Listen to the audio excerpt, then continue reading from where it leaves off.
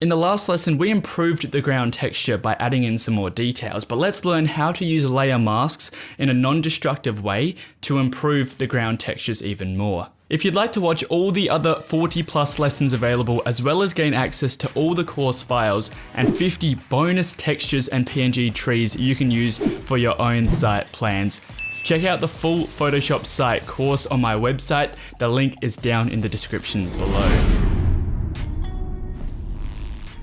If you haven't used layer masks before, what they do is they allow you to mask out certain regions of an image. It does it in a non-destructive way, so you can actually bring back those parts that you remove. Rather than using the eraser tool or rather than destroying the image, you can bring it back. So we're going to select the mask by selecting this white spot, and we're going to invert the selection. We're going to press Ctrl-I, and that mask disappears then. So everything is now not showing. The way masks work is that if you use the brush tool with the mask selected, you're going to have an option between white or black. Using the black brush on the layer mask is going to remove any of the areas that are shown.